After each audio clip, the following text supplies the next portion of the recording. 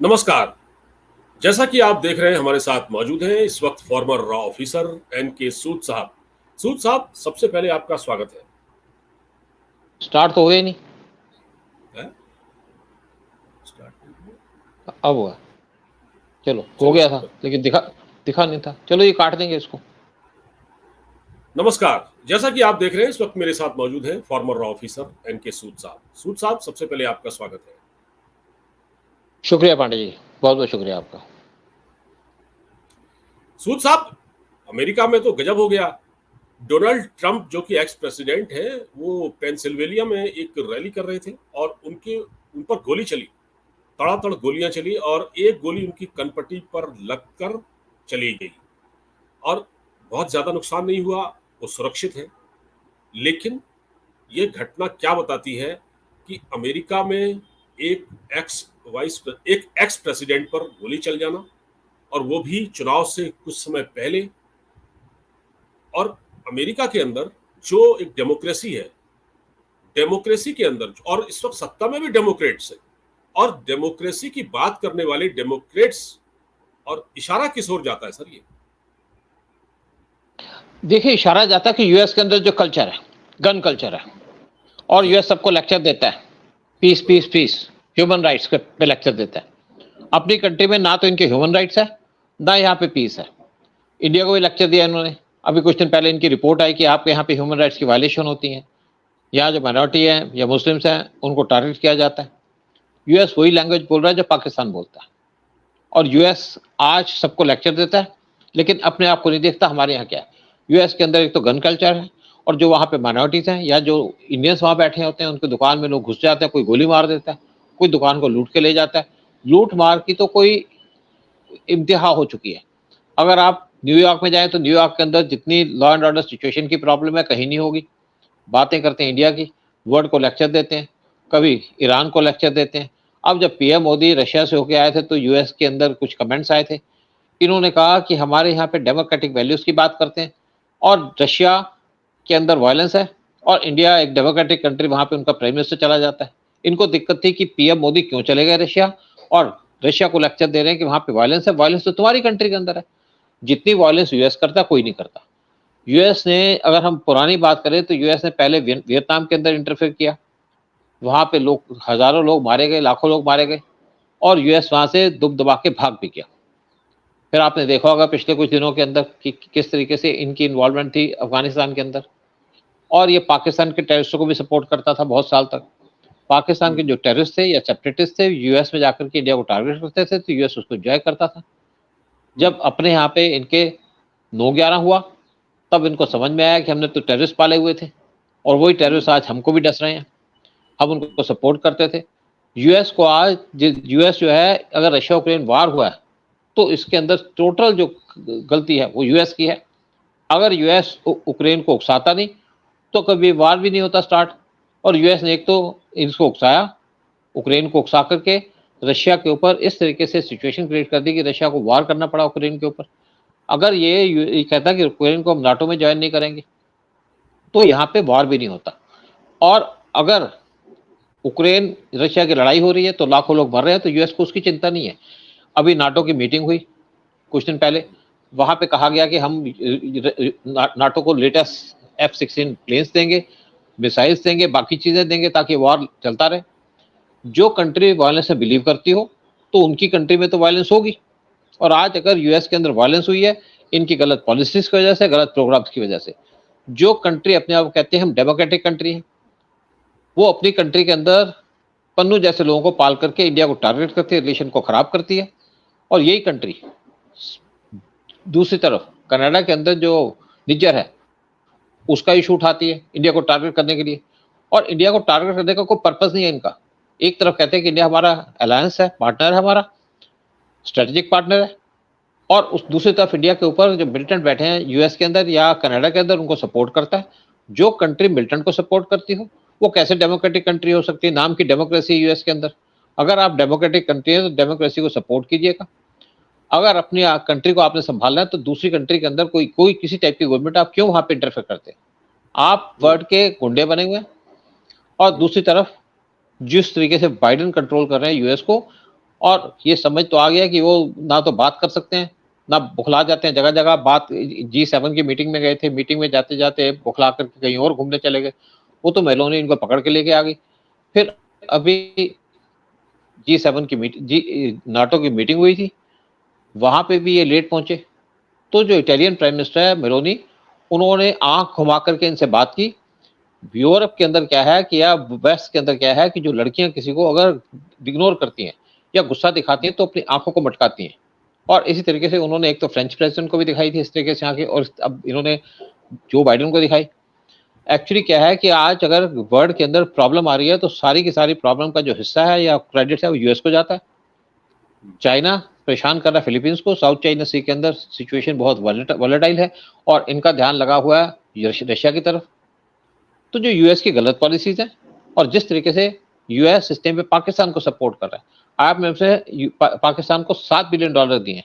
US ने उसके ऊपर प्रेशर डाल करके IMF के ऊपर पाकिस्तान को पैसे दिलवाए, और वो पाकिस्तान जो इस पैसे को अपने लोगों के भले के लिए नहीं यूज करेगा, बल्कि वहां पे आर्म्स खरीदेगा, इंडिया के अंदर मिलिटेंट्स को भेजेगा, और इसीलिए यूएस उसको सपोर्ट कर रहा है ताकि इंडिया को डिस्टर्ब किया जाए। ये सबसे बड़ी डेमोक्रेसी वर्ल्ड के अंदर इंडिया, उसको यूएस टारगेट कर रहा है। तो किस टाइप की डेमोक्रेसी?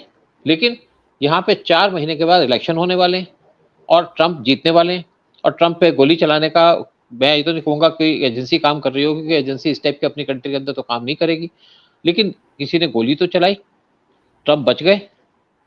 लेकिन इससे एक बात कंफर्म होगी कि ट्रंप आ रहे हैं, और ट्रंप की जो पॉलिसीज हैं वो पॉलिसीज यूएस को कम से कम रशिया यूक्रेन वार को तो खत्म करेगी और चाइना को काउंटर करेगी। चाइना जो पूरे वर्ल्ड को परेशान कर रहा है। यूएस के अंदर पहली बार नहीं है कि वहाँ के प्रेसिडेंट को मारा गया। वहाँ पे जॉन एफ कैनेडी और अब्राहम लिंकन, वो जो प्रेसिडेंट थे उनका मर्डर किया गया था, और 2 उनके जो प्रेसिडेंट थे उनके ऊपर अटेम्प्ट की गई थी, रूजवेल्ट और रोनाल्ड रेगन। और अब पहली बार एक वाइस जो एक प्रेसिडेंट है, एक्स प्रेसिडेंट है, जो इलेक्शन लड़ रहे थे, इलेक्शन का कैंपेन कर रहे थे और प्रेसिडेंट बनने वाले हैं यूएस के, उनके ऊपर अटैक किया गया। तो बड़ी सीरियस इशू है और पूरा वर्ल्ड इस टाइम पे यूएस की तरफ देख रहा है और यूएस को ताने मार रहा है कि तुम किस टाइप की तुम्हारी डेमोक्रेसी है। बातें करते हो यहाँ पे ह्यूमन राइट्स की, तुम्हारी कंट्री के अंदर जो गन कल्चर है वो सबसे ज्यादा डेंजरस बात है। तुम वर्ल्ड को सिर्फ सामान बेच सकते हो, यानी कि आर्म्स एमुनिशन बेच सकते हो, और उसी पे लगे हुए, उसके लिए तुम कहीं भी वार करा दोगे, चाहे रशिया यूक्रेन का वार कराइए, चाहे कहीं, चाहे ईरान के ऊपर टारगेट कराइए, कभी आप इस तरफ घुस जाते हो, कभी उस तरफ घुस जाते हो। तो यूएस इस टाइम पे ऐसी सिचुएशन पे आ चुका है कि यूएस के ऊपर लोग उंगली उठाने लग गए हैं कि क्या यूएस एक डेमोक्रेटिक कंट्री है या नहीं। नहीं, यूएस में सर रिपब्लिकन तो खैर कम आते जाते रहे, वैसे प्रभाव जो है, असर जो है, जो डोमिनेशन तो रहा है इनका वामपंथियों का। ये जो डेमोक्रेट्स हैं, जो अपने आप को सो कॉल्ड डेमोक्रेट कहते हैं, अब ये हमको समझ ये बताएं कि ये जो ट्रंप के लोग पीछे पड़े हुए थे, उनके खिलाफ महाभियोग चलाया गया, उनको रास्ते से हर तरह से हटाने की कोशिश की गई। जब ये भी काम नहीं आया, कुछ भी काम नहीं आया, तो लगा कि ये ट्रंप का तो क्योंकि बाइडेन तो कमजोर पड़ रहे थे, तो फिर ये उनको एक तरह से कहा ये तो रास्ते का कांटा, इस पर गोली चलवा। तो यहां तक नौबत आ गई है। क्या इसमें आप कुछ ये राइवलरी देख रहे हैं दोनों की, रिपब्लिकन और डेमोक्रेट्स? देखिए, राइवलरी तो बिल्कुल है, नो डाउट। हम पहले ये सोचते थे कि यूएस इज वन, और जो यूएस नेशनल है उनकी जो पहली प्रायोरिटी है उनकी नेशन, ये गलत मिथ्या है, गलत इनका एक मैसेज गया हुआ है। जैसे हम अपनी ऑर्गेनाइजेशन में थे तो वहां पे कई बार यूएस के लोगों से बात हुआ करती थी, ऑफिशियल लेवल पे बात होती थी, तो ऐसा लगता था यूएस के लोग बड़े ज्यादा कमिटेड है अपनी नेशन को। ये लेकिन बात ठीक नहीं है, वहां पे बहुत ज्यादा डिवीजन है जो सामने आ चुका है। जिस तरीके से वहां पे कैंपेन चल रहा है जो बाइडेन का और ट्रंप का, और जो पिछला इलेक्शन हुआ था वहां भी इस तरीके से बात हो रही थी। तो अब एक जो यूएस के अंदर डिवीजन टोटली क्लियर है, और जिस तरीके से इन पे गोली चलाई गई, मैं ये तो नहीं कहूंगा कि वहां पे अपोजिशन ने गोली चलाई, लेकिन एक बात तो क्लियर है कि जो बाइडेन हार रहे हैं, क्योंकि जो बाइडेन कोई कमिटमेंट नहीं कर पाते, बात नहीं कर पाते। कभी कमला हैरिस को कह देते हैं कि वो प्रेसिडेंट है, कभी कहते हैं कि यूएस का इस टाइम पे प्रेसिडेंट ब्लैक प्रेसिडेंट है, अपने आप को ब्लैक कह देते हैं, कभी कमला हैरिस को ट्रंप कह देते हैं, कभी कुछ कह देते हैं, कभी वहां पे एक G7 की मीटिंग में उल्टे चलने शुरू हो गए, और अगर वहां पे नाटो की मीटिंग हो रही है तो ये बड़ी इंपॉर्टेंट मीटिंग है, वहां पे लेट पहुंचते हैं, कभी इधर चले जाते हैं, कभी प्लेन में चढ़ते हैं तो वहां पे गिर जाते हैं बार बार। तो जो बाइडेन की एक तो मेमोरी चली गई है, और जो बाइडेन फिर भी अटके हुए हैं, कि वो प्रेसिडेंट का इलेक्शन लड़ेंगे। एक्चुअली जो बाइडेन के पीछे हैं ओबामा, बराक ओबामा चाहते हैं कि जो बाइडेन प्रेसिडेंट का इलेक्शन लड़े, ताकि बराक ओबामा पीछे से गवर्नमेंट चलाते रहें, क्योंकि उनको एक लत लगी हुई है गवर्नमेंट चलाने की। बीच में उन्होंने अपनी वाइफ का नाम ले दिया था कि मेरी वाइफ यहाँ पे विलियम ओबामा, वो यहाँ पे इलेक्शन लड़ेंगी एज प्रेसिडेंट, उनका नाम दे दिया था। जब वो नाम नहीं चला तो कमला हैरिस का नाम सामने आ गया कि कमला हैरिस वो इलेक्शन लड़ेंगी एज प्रेसिडेंट, लेकिन उनका भी नाम पीछे धकेल दिया गया क्यों, और सारे के सबके पीछे ओबामा है। और उसके बाद कुछ डेमोक्रेट्स थे, उन्होंने जो बाइडेन से कहा कि आप क्यों नहीं स्टेप डाउन कर जाते। जो बाइडेन ने कहा मैं तो स्टेप डाउन नहीं करूंगा। तो अब ऐसी सिचुएशन आ गई कि लोग इस टाइम पे समझ रहे कि क्या इस टाइप का प्रेसिडेंट यूएस का प्रेसिडेंट हो सकता है जो बाइडेन जैसा। तो ट्रंप इस टाइम पे सामने और उनके ऊपर गोली चला दी। खैर शुक्र है ऊपर वाले का कि गोली चलाने का उन पर असर नहीं हुआ और वो एक माइनर इंजरी से निकल के बाहर आ गए। लेकिन पीएम मोदी का ट्वीट बड़ा इंपॉर्टेंट ट्वीट है। पीएम मोदी ने इसके ऊपर एक ट्वीट लिखा और कहा कि माय फ्रेंड, ट्रंप को उन्होंने कहा कि मेरे बड़े क्लोज फ्रेंड है। और उसके बाद उन्होंने ये भी कहा कि डेमोक्रेसी के अंदर कोई वायलेंस की जगह नहीं है, क्योंकि यूएस ने इंडिया को बस ताना मारा था जब पीएम मोदी रशिया गए थे कि रशिया एक वायलेंट कंट्री है, वो वायलेंस में बिलीव करती है, और यूएस इंडिया एक बड़ी डेमोक्रेसी है और इंडिया क्यों उसको सपोर्ट करे, क्यों पीएम मोदी गए। बहुत सी बातें की उन्होंने, लेकिन छुपे वर्डों में की, और पीएम मोदी ने भी उसका बड़ा करारा जवाब दिया है ट्रंप के जो उन्होंने ट्वीट किया। लेकिन अब ये है कि हमारे सिचुएशन, और यहाँ अगर आज इंडिया के अंदर इलेक्शन हुए तो इसके अंदर यूएस की बहुत गहरी इन्वॉल्वमेंट थी कि पीएम मोदी हारे या पीएम मोदी को कम सीटें मिले। क्यों? वो ये चाहते थे पीएम मोदी वीक हो या पीएम मोदी बाहर चले जाए, क्योंकि वो चाहते थे कि इंडिया उनके पैरों में लेट जाए, जो इंडिया करता नहीं है, और इसीलिए वो पीएम मोदी को सपोर्ट नहीं किया। जबकि देखिए 1 साल पहले जून 2023 में पीएम मोदी को स्पेशली इन्वाइट किया गया था यूएस के अंदर ऑन स्टेट विजिट, बहुत इंपॉर्टेंट विजिट थी, और वहां पे पीएम मोदी को बहुत अच्छा ऑनर भी दिया गया, रेड कार्पेट वेलकम दिया गया। स्टेट विजिट बड़ी इंपॉर्टेंट होती है यूएस के अंदर। लेकिन उसके कुछ महीने के बाद यूएस पलट गया और जो यूएस के अंदर एंटी इंडिया एलिमेंट है वो सामने आ गए और इंडिया को टारगेट करना शुरू कर दिया, कभी पन्नू पे कभी निज्जर के ऊपर। और फिर पीएम मोदी इसी चीज को या यूएस को एक सबक सिखाने के चक्कर में चले गए रशिया, क्योंकि रशिया हमारा हमेशा दोस्त रहा है, हमारे क्लोज रहा है, हमको उसने हर एक सिचुएशन के अंदर हेल्प की है। और हमारे जो 50% से ज़्यादा इक्विपमेंट वो रशियन इक्विपमेंट है, चाहे सुकोई प्लेन हो, चाहे हमारे टैंक्स हो, चाहे हमारी तोपें हो, चाहे हमारे गन्स हो, और हमको उनके स्पेयर पार्ट्स भी चाहिए।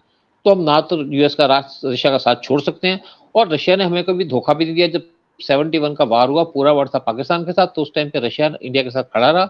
उनके सबमरीन की फ्लीट्स इंडियन ओशन और बे ऑफ बंगाल के अंदर थी, और यूएस की जब 7th फ्लीट यहाँ पे आई तो रशियन सबमरीन को देख करके भाग गई। तो रशिया हमेशा इंडिया के साथ खड़ा रहा है, तो इंडिया क्यों ना खड़ा हो। अब ये चाहते थे कि इंडिया रशिया से ऑयल ना ले, क्यों ना ले, हमको चीप ऑयल मिलेगा, हमारी कंट्री के इंटरेस्ट में होगा तो हम करेंगे वो। इसीलिए इंडिया उनसे फर्टिलाइजर भी लेता है, इंडिया उनसे बहुत सी और चीजें लेता है। तब पीएम मोदी का एक पर्पस था रशिया जाने का कि इंडिया से और रशिया के जो ट्रेड है उसको इंक्रीज किया जाए अप टू $100 बिलियन बाय 2030। और रशिया ने इसके लिए एक नया रास्ता भी चुना है, छोटा रास्ता चुना है, जिसको कहते हैं INSTC, international south trade corridor. India international IN, तो ये जो रास्ता पास करेगा ये रशिया से आएगा ईरान के चाबार पोर्ट से इंडिया के अंदर सामान पहुंचेगा। ये छोटा भी है, कम टाइम भी लगेगा, और इससे इंडिया और रशिया की ट्रेड बढ़ेगी। और पीएम मोदी अपने इंटरेस्ट को देख करके वहां गए, और इंडिया ने कहा अगर तुम हमारा साथ नहीं दोगे और तुम हमारे से दुश्मनी करोगे तो हम रशिया के पास चले जाएंगे, हमारे पास ऑप्शंस है। तो यूएस चाहता था कि इंडिया जो नाटो प्लस उसको ज्वाइन करे, इंडिया ने मना कर दिया कि हम किसी अलायंस में तो जाएंगे नहीं।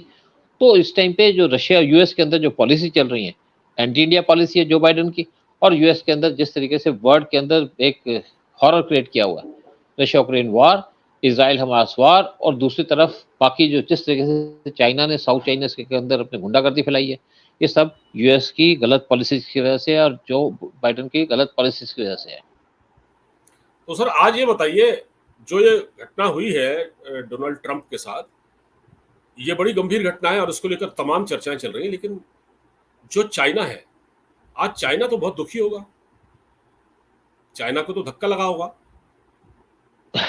देखिए क्योंकि इससे हाँ बिल्कुल, देखिए इससे मेन क्या है कि इससे ट्रंप की पोजीशन और ज्यादा स्ट्रांग हो गई है, सिंपैथी आ गई है उनके साथ, वैसे भी वो जीत रहे थे। तो वो तो ज़रूर है, क्योंकि ट्रंप की जो पॉलिसी है वो है रशिया के खिलाफ जाना नहीं चाहते वो, और जाने की ज़रूरत भी नहीं है। इंडिया ने भी कहा था यूएस से कि आप रशिया को क्यों इन्वॉल्व कर रहे हो? रशिया किसी को क्या तंग कर रहा है? कोने में बैठा हुआ है, अपना काम कर रहा है। पूरे यूरोप के अंदर रशिया के ऑयल जाता था, गैस जाती थी, यहाँ से फर्टिलाइज़र जाता था, कोल जाता था।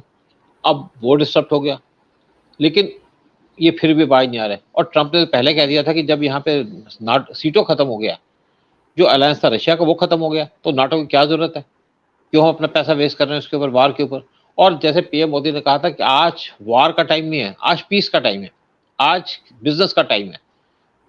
तो पीएम मोदी उसी चीज पे चलना चाहते हैं, लेकिन यूएस सिस्टम पे भी वार जैसे सिचुएशन क्रिएट करके रखा हुआ। और मुझे लगता है कि ट्रंप के आने के बाद वर्ल्ड में पीस होगी। अगर रशिया यूक्रेन वार खत्म हो जाता है तो मुझे लगता है कि पूरे वर्ल्ड के अंदर पीस होगी काफी हद तक। सिर्फ एक जो किनारा बचेगा वो है चाइना, और ट्रंप चाइना को कंट्रोल करना चाहते हैं, क्योंकि चाइना ने साउथ चाइना सी के ऊपर पूरा कंट्रोल रखा है। फिलीपींस को जिस तरीके से चाइना परेशान कर रहा है, उससे पूरा रीजन डिस्टर्ब्ड है। और अगर आज चाइना फिलीपींस को तंग कर रहा है या साउथ चाइना सी में अपने गुंडागर्दी दिखा रहा है, तो बहुत जल्दी चाइना इंडियन ओशन में भी आएगा। इसलिए इंडिया के पास अभी 2 एयरक्राफ्ट कैरियर थे, चाइना के पास 2 हैं, तीसरा बन गया। और वो चाइना कहता है 2035 तक हमारे पास 7 एयरक्राफ्ट कैरियर होंगे। तो इंडिया ने भी अपने तीसरा एयरक्राफ्ट तो कैरियर को बनाने शुरू कर दिया, और इंडिया भी चाहता है कि हम कम से कम 5 एयरक्राफ्ट कैरियर तो बनाएं, ताकि हम चाइना को काउंटर कर सकें। क्योंकि चाइना अपने अगर एयरक्राफ्ट कैरियर बनाएगा, रखेगा, तो कहाँ रखेगा? घुमाएगा तो पूरे वर्ल्ड में। आज साउथ चाइना सी में उनके एयरक्राफ्ट कैरियर जाते हैं, कल इंडियन ओशन के अंदर आएंगे, फिर उसके पार भी जाएंगे। तो इंडिया को तो खतरा है, अपने लगता है किनारे के अंदर, एक तरफ पाकिस्तान, एक तरफ चाइना। तो इंडिया को तो अपनी तैयारी करनी पड़ेगी, इसलिए इंडिया अपनी तैयारी भी कर रहा है। लेकिन यूएस को कोई चिंता नहीं है। यूएस को चिंता है रशिया की, यूएस को चाइना की तरफ कोई ध्यान नहीं है। किस तरीके से चाइना साउथ चाइना सी के अंदर फिलीपींस को परेशान कर रहा है, बाकी साउथ चाइना सी की जो कंट्रीज है वहां पे परेशानी कर रहा है। तो इस टाइम पे ट्रंप के जाने का टाइम आ गया, और मुझे लगता है सिर्फ 4 महीने बचे हैं जो बाइडेन के जाने के और ट्रंप के आने के। एक चीज और सर, हमको मैं ये देख रहा था कि हमारे इंडियन डेमोक्रेसी में या भारत में जो लोकतंत्र है और अमेरिका में, उसमें काफी समानता है। यहाँ भी जो है सोसाइटी डिवाइडेड है, यहाँ और वहाँ भी डिवाइडेड है। तो वहाँ तो ट्रंप सत्ता में आ जाएंगे, अगर जैसा कि आप कह रहे हैं आना चाहिए उनको।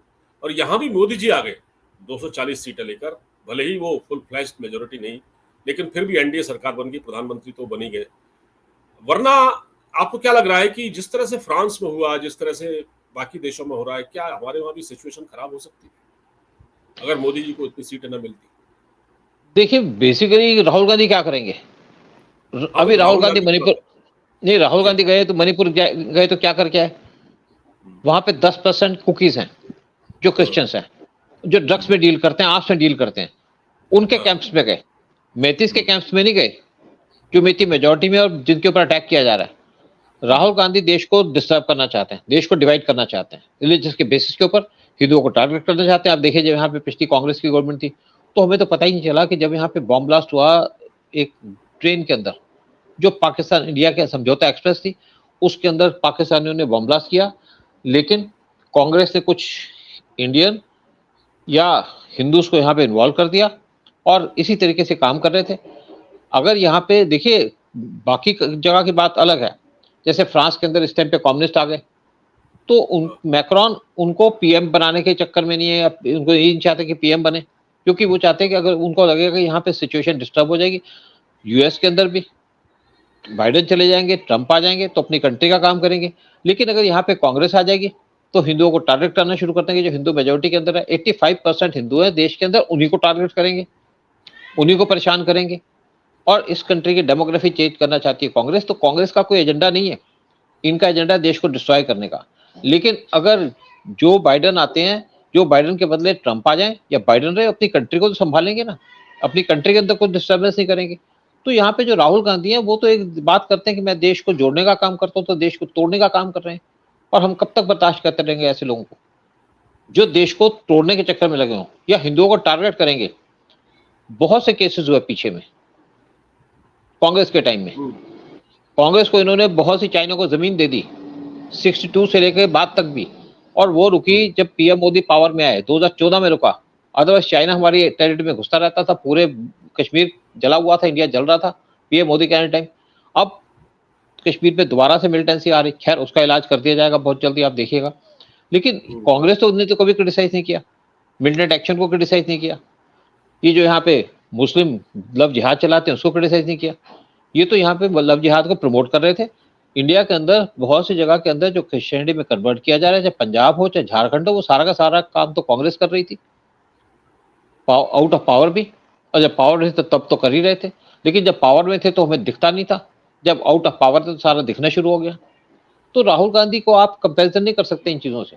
राहुल गांधी किसी भी तरीके से नेशनलिस्ट नहीं है, राहुल गांधी किसी भी तरीके से देश का इंटरेस्ट नहीं देख रहे, राहुल गांधी इस कंट्री के अंदर इंटरेस्ट देख रहे हैं क्रिश्चियन का, और राहुल गांधी हिंदू मेजोरिटी को माइनॉरिटी में लाना चाहते हैं, क्योंकि उनका वोट बैंक है मुस्लिम, उनका वोट बैंक है क्रिश्चियन।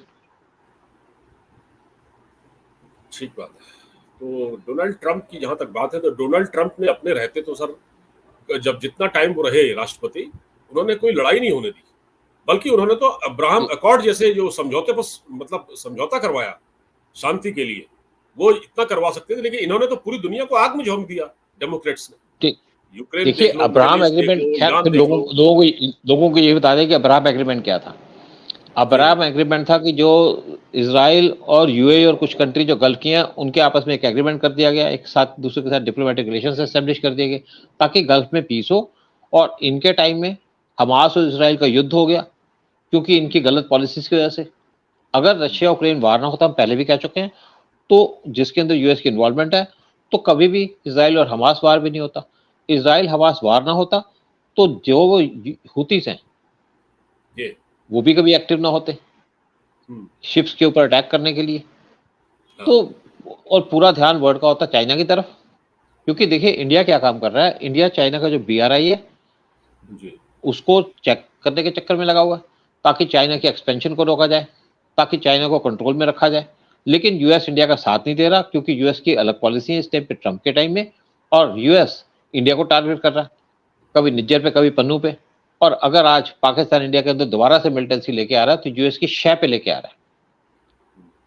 ये हम बात जो करते हैं ना कि पाकिस्तान इंडिया के अंदर मिलिटेंसी लेके आ रहा है, क्यों लेके आ रहा है, इंडिया गवर्नमेंट क्यों नहीं वहां पे सर्जिकल स्ट्राइक करती, क्योंकि यूएस की शय है पाकिस्तान को, और इसलिए इंडिया वहां पे मिलिटेंसी को चेक नहीं कर पा रहा।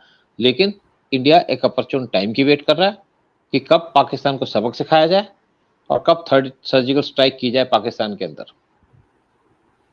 ठीक है सर, बिल्कुल ये आपने सही कहा, और इस घटना पर, इस खबर पर हमारी नज़र बनी रहेगी। जैसे ही कोई अपडेट होगा या कोई नया डेवलपमेंट होगा तो सर हम एक बार फिर आपसे इस बारे में बातचीत करेंगे। लेकिन अमेरिका की हिस्ट्री में दर्ज हो गई है ये घटना, और जिस प्रकार ये वीडियो इसका वायरल हो रहा है, बुलेट चलते हुए एक आदमी छत पर कहीं बैठा हुआ है, सीधे गोली मारता है, बड़ी फिल्म स्टाइल में जो कुछ हुआ है, लेकिन बाल बाल बच गए ट्रंप, ये बहुत बड़ी बात है। सर नमस्कार, इस जानकारी के लिए बहुत बहुत धन्यवाद। नमस्कार, जय हिंद। नमस्कार जी, शुक्रिया, जय हिंद, जय भारत।